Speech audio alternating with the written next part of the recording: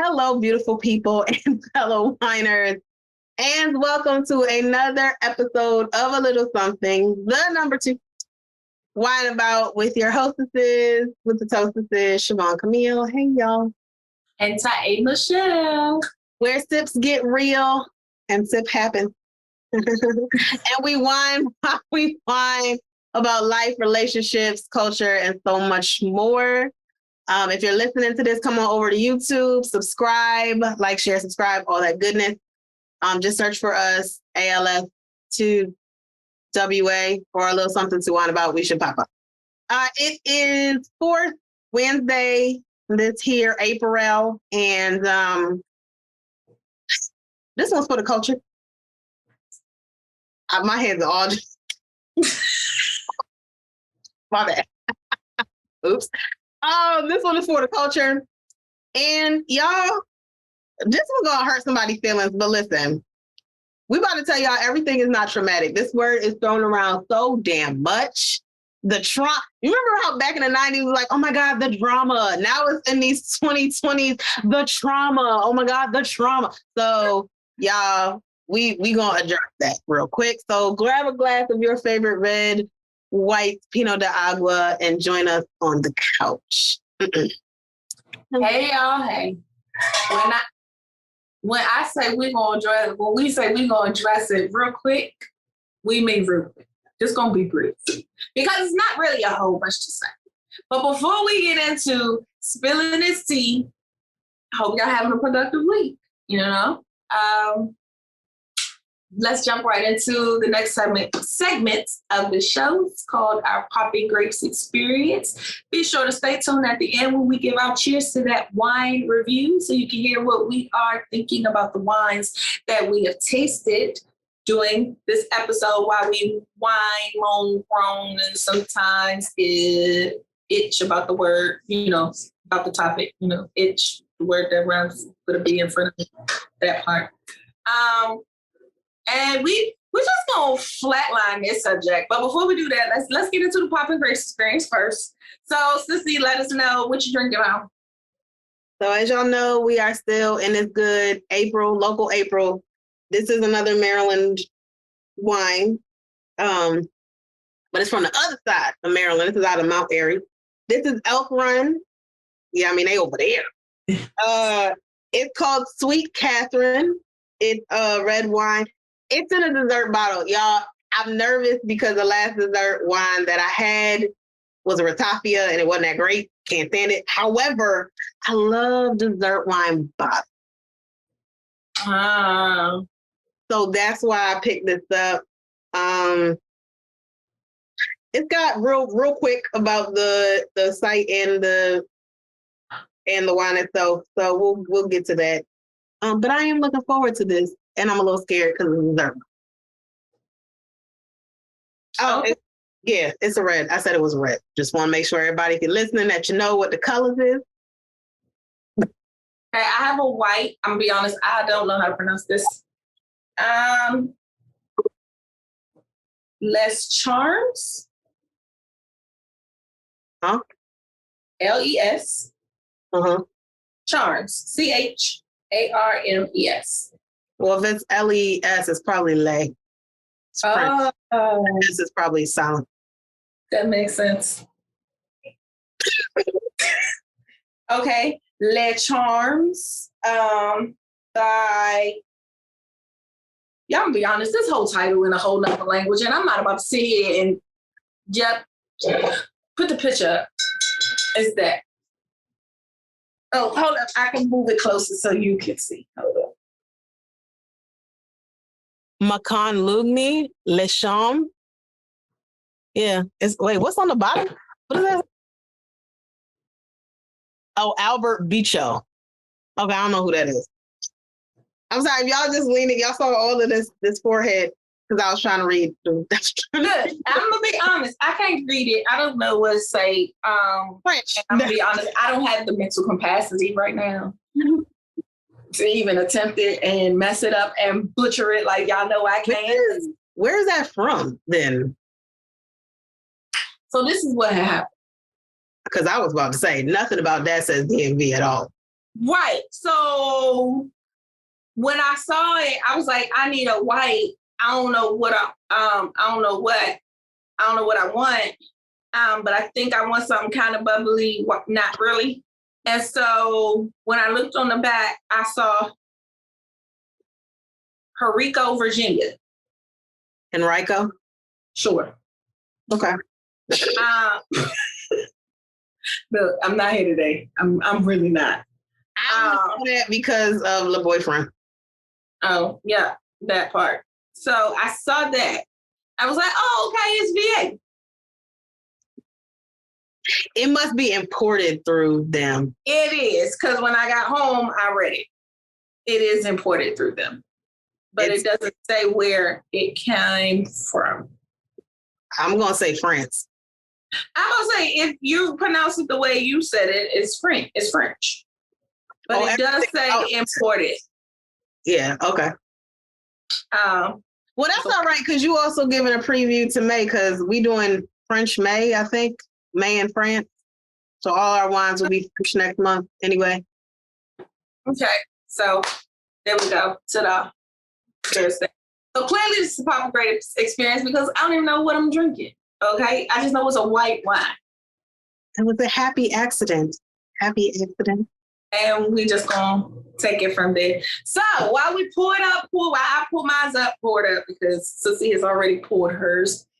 I'm gonna let her go ahead and jump into how this whole topic came about and things like that. This was one of those things, y'all, where we were just like, so we were trying to schedule our topics for the year. We always do that in January. And we were trying to broaden, this for the culture, to go a little beyond just, Black American culture, but just the full culture. And we were talking about words in 2022 that were overused. And this one is still overused. And that's just really it. Like, it's not traumatic. Like some stuff, it's not traumatic, y'all. It's just fucked up. It's just unfortunate. It's unfortunate. It's a poor unfortunate soul. It's unfortunate. It's sad. If you let it, it can be. I think that's what, for me, if you let it can become traumatic. I think in my opinion, again, I'm not an expert. In my opinion, things become traumatic. Certain things become traumatic when you allow them to grow. There are times when things happen to us that's just completely sad, unfortunate, and and it does make an impact on our lives. And it can be a negative impact. It can be a positive impact. I'll be honest, because that's another thing. Not all trauma produces negative things. Some things produce positive, but it's okay. I know some of y'all going to disagree and I don't care. I said what I said. I'm staying by it, period. 2 negatives equals what? Oh my God. Okay. So here we go. We have to be aware of what we allow in our life, what we breed in our lives. And I say that because let's just say, for example, you get in a car accident. Oh, I'm not gonna say like a major car accident. I'm not saying the car got hit 5 times and flipped over. I'm not saying all that. But you just get in a car accident. Maybe they, hit the side of the wheel or something, enough to dent, and you go, oh my God, but you're okay. No glass broken. Your car's not totaled. Like, you just got to get, if your axle bent, your car is kind of totaled. But let's just say the axle's not bent. It's just like, oh, it can be repaired. You've never been in an accident before, so it's your first time experiencing it. Something like that can become traumatic when you allow that one negative experience to grow. If you keep things into perspective, then it helps you to navigate that. And I think that's what has happened with this word traumatic. People have taken that and applied it to all the smallest of infractions and small situations to create something bigger than what it is. Everything is not big. You breed it to be that way. You grow it that way. You think it that way. And then it starts to take hold of other parts of your life. Some people look at that as compartmentalizing, and it's not necessarily compartmentalizing it necessarily. It could be you address it. You can address it accordingly and move on healthily and it not become a traumatic experience. You know, you can learn from that. Maybe you learn to set your mirrors different, just using this example. Maybe you learn, maybe I was driving a little bit too fast. Maybe I was driving a little bit too slow, because that's the thing too. You know, maybe I wasn't keeping up with traffic. And also learning that not everything is in your control. And I think a lot of this is part of that. We can't control everything, y'all. We can't control everything. So the illusion of being able to control each and everything is part of what breeds the traumatic experience, because you have this illusion of, oh, nothing's supposed to happen to me. Well, baby, they killed Jesus. So, like, we just had Easter. Like, y'all, come on. So, y'all know I come for the dictionary. I live for the words. I live for the words. Okay. Here's the thing. So, trauma, right? Because if it's going to be traumatic, then it's got to involve something. So, from Google, Oxford Languages say a deeply distressing or disturbing experience. I'm going to get there. If we go to Merriam-Webster, which I got mixed feelings because they changed, were they the ones? One of these people changed. Was it Merriam-Webster? No, I thought it was another one. I don't remember who changed the definition of vaccine to put that COVID-19. Yeah, I don't think that was Webster. I think that was somebody else. I don't think it was either, but okay. So Merriam-Webster says a disorder. This is their second, because it's like three different things in there. A disordered psychic or behavioral state resulting from severe mental or emotional stress or physical injury. And C, because there's an A speaks more to physical trauma, it's an injury, like a wound. And so B is the disordered psychic or behavioral state resulting from severe mental or emotional stress or its physical injury. And C is an emotional upset. Here's the thing.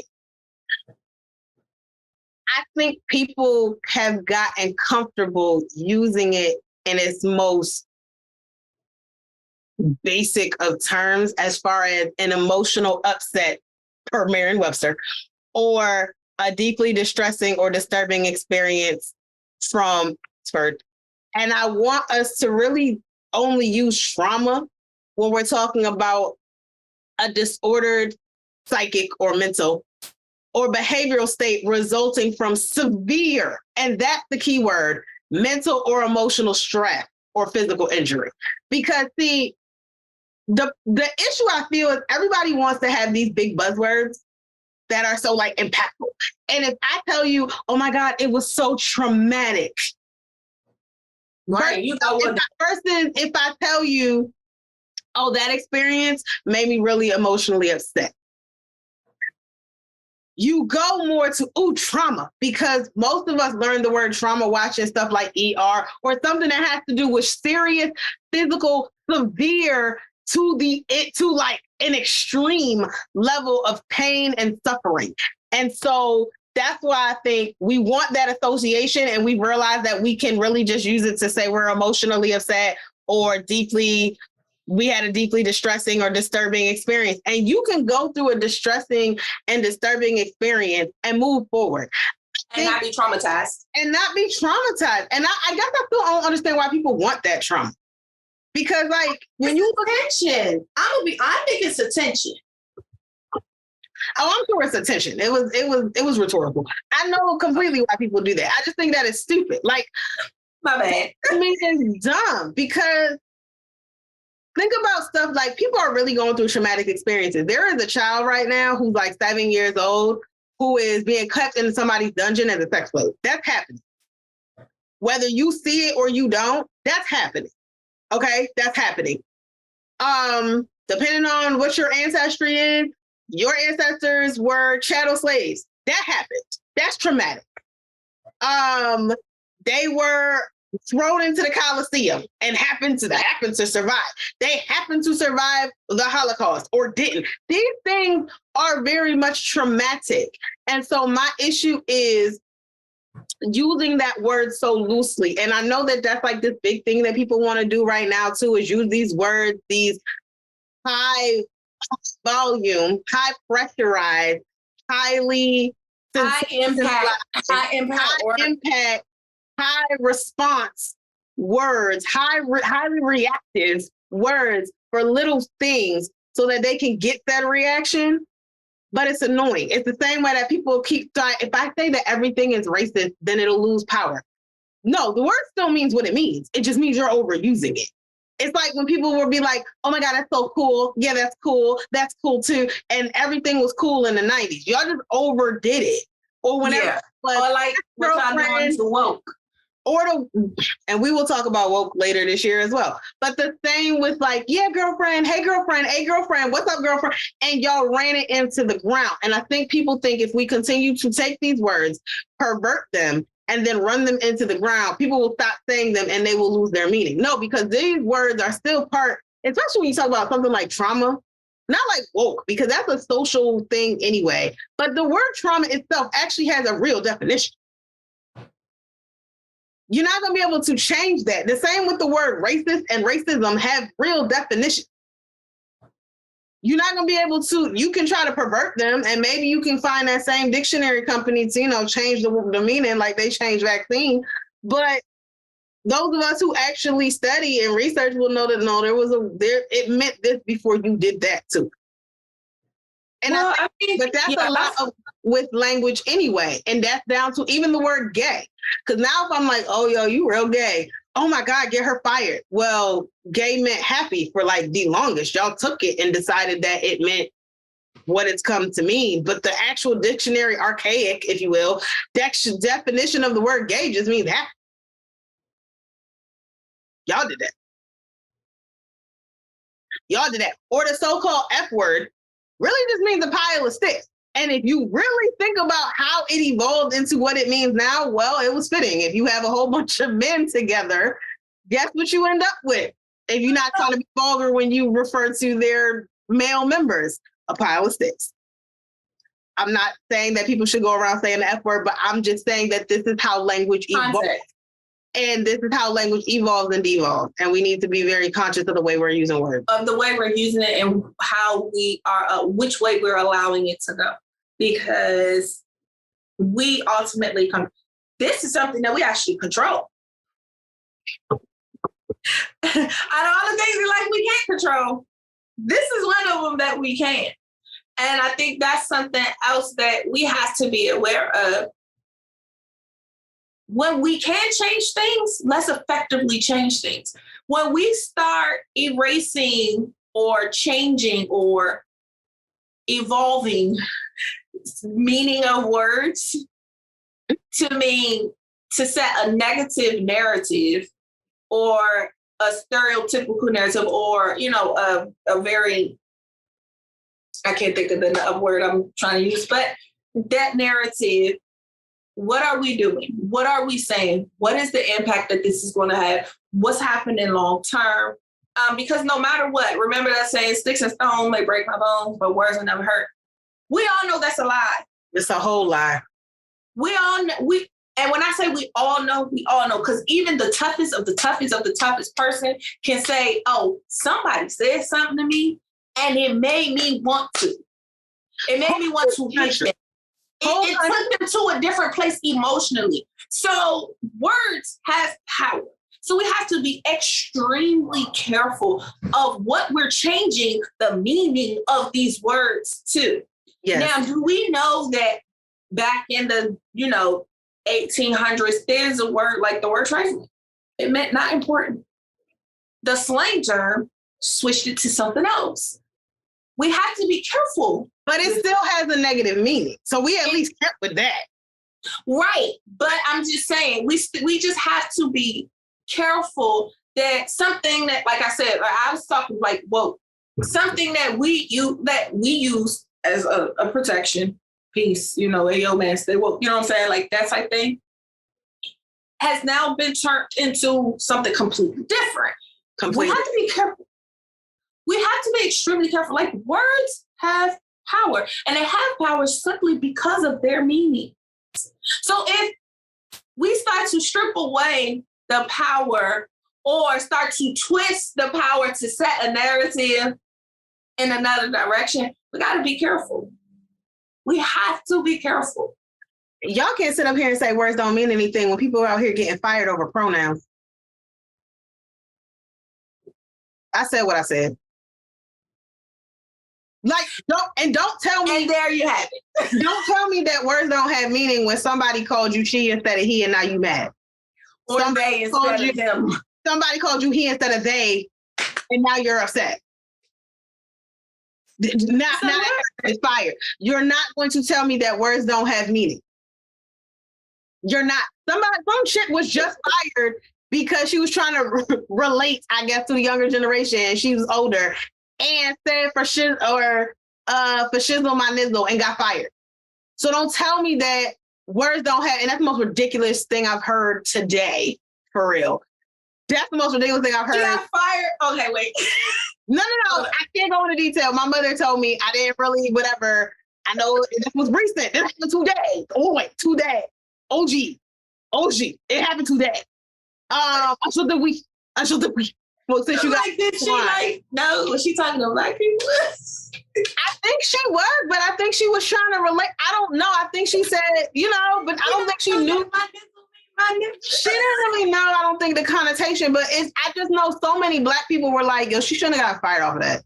Like, and I don't even like Charlamagne the God, but he was one of them, and a bunch of other people said she shouldn't have got fired off of that. Like maybe we have a conversation about relating and knowing the use, knowing how to, and what you're actually saying. But and maybe I'm sensitive to that because as someone who aspires to be a polyglot and is currently relearning Italian and learning Portuguese, like I don't want you to fire me because I pronounced something wrong. And instead of me saying meatball, I said motherfucker. No. Wait a second. Like before we cancel my whole life, can we come back? My pronunciation was off. My bad. Okay? Or because I said, and this is to go back to what the culture was originally about, to my black people, if I said a slang term from New York and it doesn't translate that way in the South, don't come at me, man. Like if I'm like, yo, y'all mad, wow. And you tell me that me saying that in like, I don't know, Alabama means that I'm gonna like physically assault you and beat your ass. Like, hold on. Because where I'm from, that's not what that means. Like, this is the other thing we have to be aware of when we talk about language, because it is evolving, and it not only is it evolving, it's also contextual, and it's also contextual to the group you're speaking to the person you're speaking to, the tone you're using, the pronunciation you're using. Because I remember not too long ago, like within the past 5 years, there's this whole thing on Instagram about the word bitch, and people being like, bitch, because just tonal changes can change the meaning. So, and that's just one word. And especially when we consider that most of these words we use, you guys, have life. I really went to the dictionary off one word, trauma, and came up with 4 definitions. Y'all. That's the other thing. And that's why on this here program, on this here, a little something to whine about, when we are talking about words, I'm regularly like, let's go to the dictionary because it matters. And if we didn't see that any other time, we saw that when we had Cortland and Trey Proper on, and we were talking about, you know, men and their feelings and regret. And when I read the definition of regret, the response from the men was like, well, okay, if that's... Well, hold on. If that's the definition, it puts things into perspective. And that's why words are so powerful, because it puts things into perspective. When you start breaking things down to their simplest form, or so that someone can comprehend them on the very basic level of things. Right. I'm not gonna say it changes your mind. It clears it. It gives it a more straightforward,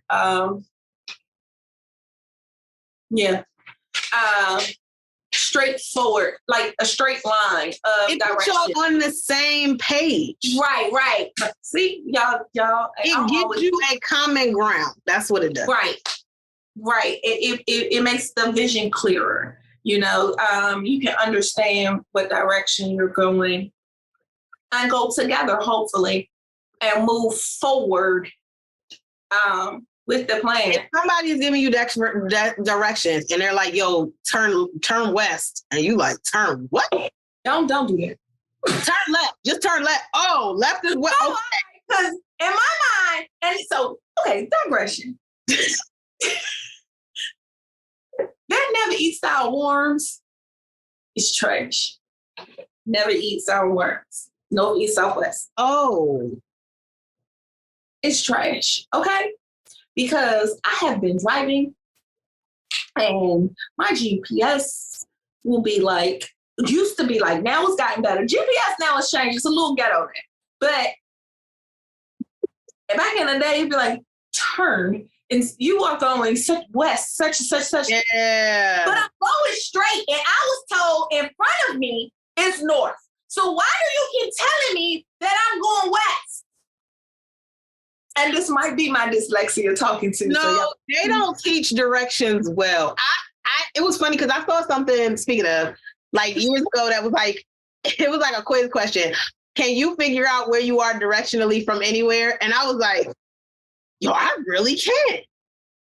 I really can most of the time. Remember when the slaves was like, yeah, we follow the North Star. I'm going to be honest. Which one is the North?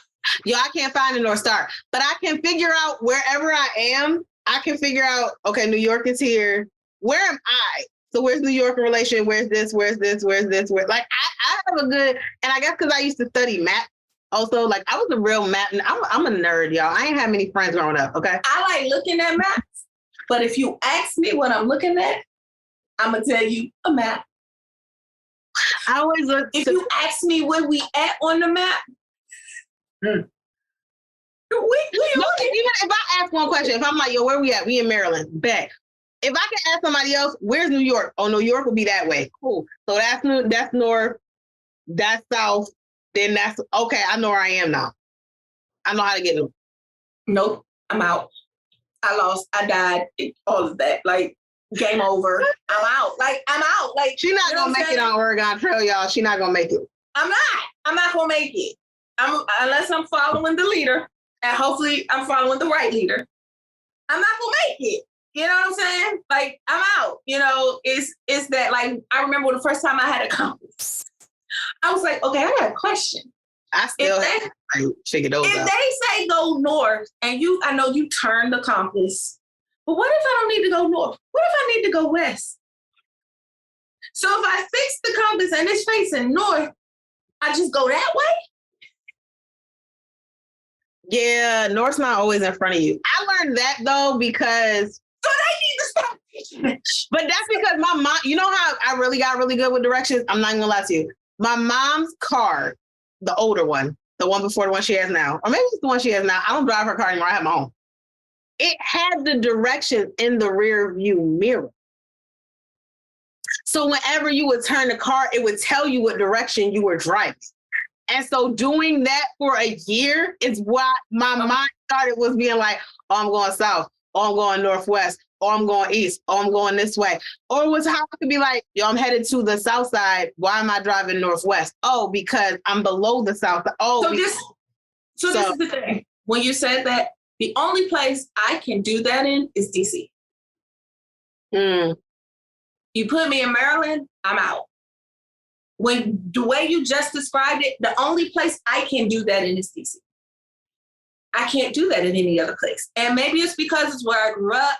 Maybe it's the familiarity of the area, not just because it's northwest, southwest, like not just that, like that's the only, like if I'm in DC, I can tell you which direction I'm going. North, like all that. Outside, if y'all know DC this big. It's 12 square miles of... Y'all know DC this big. Outside of that, I'm out. Would you say that not knowing directions is traumatic for you? I'm about to say, I will say no. Y'all know I make it come back. I make it full circle. Because I was about to say, I don't know how we're gonna swing this back around, but let's jump back into the topic.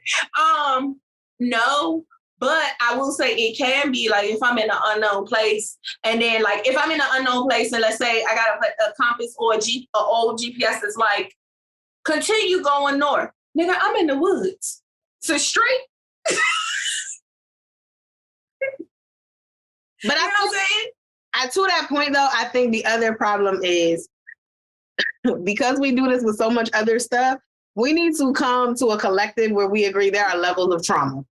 Because there's literally, if we're going by those definitions, then you literally have your base level is just, it was emotionally unpleasant. Versus it was a severe situation. We need to acknowledge that there is a hurricane level, hurricane category level, 1, 2, 3, 4, 5, 1, 2, 3, 4, 5. These levels of trauma, and everything is not a 5 because the earthquake, the EKG earthquake, like everything else scale. We need to a Richter. I was just about to say everything else has a scale, and we need to get to the point where we acknowledge that there are scale levels to trauma. Because quite frankly, if you work in a hospital, anybody that's been in a hospital, doctors and all, will tell you there are levels to the trauma ward. Period. And for those who don't believe us, this is how it goes. Not just the trauma ward, the emergency ward. They will ask you when they're simply asking you your pain level. That's another way they're asking you your trauma level. Are you closer to the happy face or that angry thing with the squiggly lines and it's red? Yep. Where we at? Or are you past that squiggly line, the angry faces, red and blue with tears coming? Like, what emoji are you? Like, that's what... In 2023, we get 2024. Wait, where are we in? We are here. Yeah. We get emoji level. What's your emoji? Explain your how you're feeling or this experience through your emojis.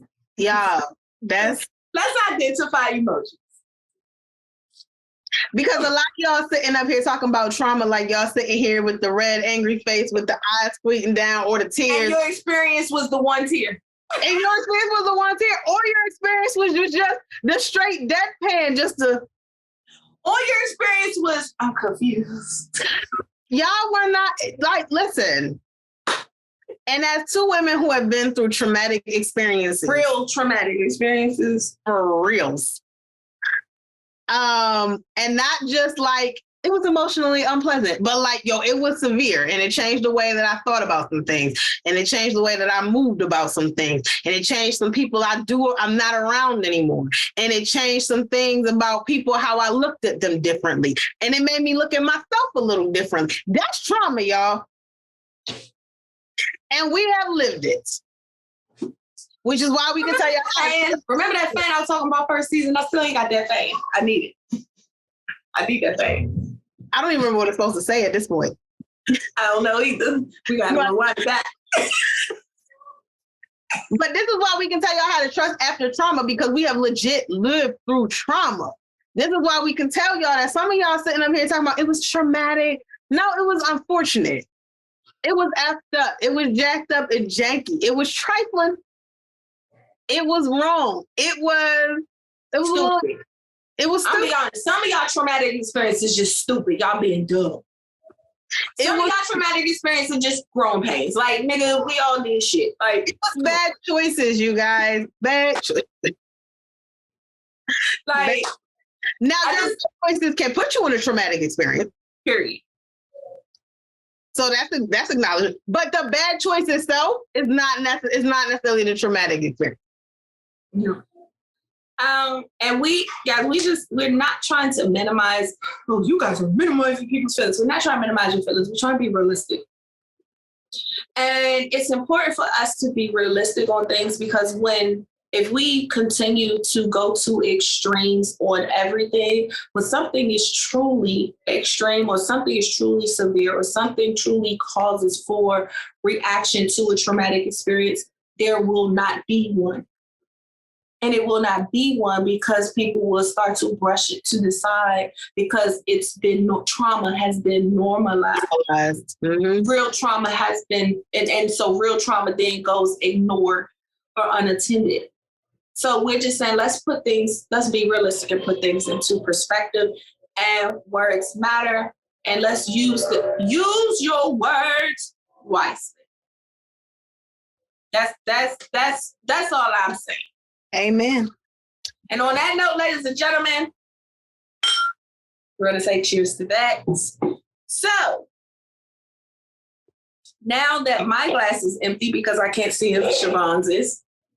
Yeah, mine is. It's the black glass. I can't see it from there. Siobhan, let us know, what is your rating on your popping grapes experience? Okay, so reading this, it says this after dinner wine, so it is a dessert wine, is a blend of vinifera grape, finished sweet, full of fruit and complexity. It goes well with dessert, as well as strong cheese, and makes a delightful sangria for summertime refreshment. It is 12.5% alcohol by the way. Okay. Say this is the first dessert wine that I have liked. First of all, y'all, I feel nice. What is that? I feel special. I feel nice. Oh no, that's not the one I was like, I feel blessed. I really did like it. It is truly a sweet red. It is probably among the sweetest of the reds that I've had. Most reds that I've had are medium to light that are sweet. This is actually a medium full. Like it leans on the full. Yeah, it leans on the full side. It is very grapefruit forward, but in a good way. Like, you know how for dessert, and since it is a dessert wine, you know how for dessert, some places will give you like the plate of fruit with the strawberries and everything else. You can't eat it, but the rest of us can. It looks pretty. It looks pretty.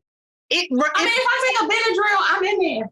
But it's that kind of fruit forward. Like, imagine somebody hands you a fruit plate with grapes in it.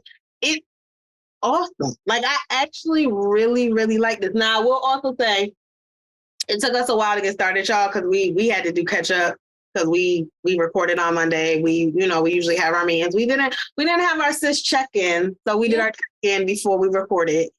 And so it's been sitting out here in these bright tail lights for like a good hour. But it's still good. Now, I will say to the sangria point, because sangria is usually chilled. Yes, ma'am. Because chilled, this thing will be awesome. Like, I'm just so sure about it. It has a decent medium acidity level to it. I really, really liked it. It has a velvety finish. It's just really good. I'm gonna give this a 4. I'm gonna give this a 4 or 5. I'm not gonna be stingy like that. I'm gonna give y'all a 4 or 5. Y'all doing the elk run. I've never had y'all, but I see y'all in the store all the time. I mean, I don't know what deal y'all got going on with Maryland. Y'all run this state, because let me see. Between y'all, and it's like 3 or 4 others that I know are state wines that I see everywhere. Y'all are doing it, and this sweet Katherine. I want to know the name behind the thing behind the name Katherine. Why is it sweet Katherine? But the sweet cat. As I'm gonna call her, because I work with a girl named Katherine, and we all call her Cat. This sweet cat is here. I'm here for it. Okay, that's a good rating. Tonight must be a good night, because I'm gonna tell you right now, off the break, this gets a 4.25. Off the break. So this is, I know it's labeled a white wine. This is a white wine, but when I tasted it, I got like a champagne-y feel, but not a champagne. Like, not all those bubbles. Yeah, it's not the bubbles weren't there, but it's light. It's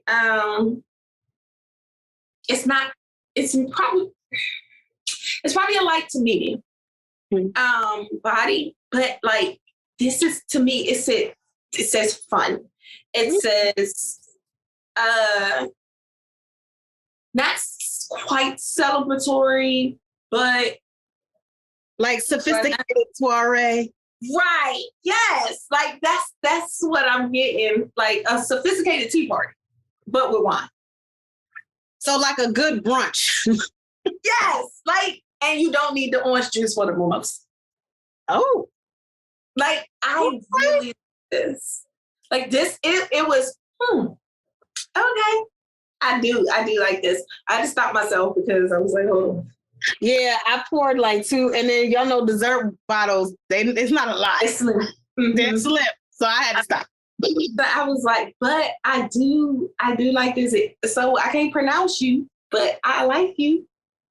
You don't need to pronounce it. You just need to have a label in the bottle and know That's what you it. At this point, with the picture of the bottle, baby. I know those not the words, but I'm remixing, okay? Ficky. You know, I'm DJ something or other. DJ something. Oh, Lord. Something or other. I like that. I'm DJ something or other. Foul. But I really do like this. I feel like I'm hoping this isn't flat by the way now. Because it's not like bubbly, but I feel like they're all going to be flat because the wine out's not till the first week of May. Period. Yeah, I did. I enjoyed this. I mean, if you want to get fancy, like you can spruce it up with something else, but you don't necessarily have to. So that's what I got. Oh, what did it say on the back? Is it in English? It is in English. And they just talk about the winery. They don't talk about the wine. And it is 12.5 alcohol by volume. So overall, like I said, 4.25. I really do like this. I did enjoy this. And on that note, ladies and gentlemen, we are going to say thank you for joining us on this wonderful episode of A Little Something, the number 2 Wine About, with your hostesses, Ty Bichot and Siobhan Camille. Be sure to join us each and every week at 12 o'clock noon for more laughs, more fun, and more wine. And more conversations, y'all. Be sure you like, share, subscribe, comment below. Let us know your favorite wines. We're always looking for a new one to have that Poppy Grapes experience. Join us live each and every fourth. Yes, fourth. It's fourth. Which usually is the last, but fourth. Which is usually the last. Fourth Saturday of the month, 3 o'clock Eastern Standard Time for our live wine out wine tastings full of wine, crackers, and randomness. But this month we're not having one. It's not gonna be one. We're not having one, y'all, because we coming up on our 3. We turning 3, y'all. The son is 3. We turning toddlers. We're gonna be full-blown toddlers, okay? Full-grown toddlers in this here podcast arena. So join us live the first Saturday of May for a very, very special wine tasting. Lots of surprises and fun, and of course randomness. Again, 3 p.m. Eastern Standard Time. And remember, as always, there's nothing wrong with a little wine. Or a lot. And we're going to have a lot in May. So, until then, until next week, toodles.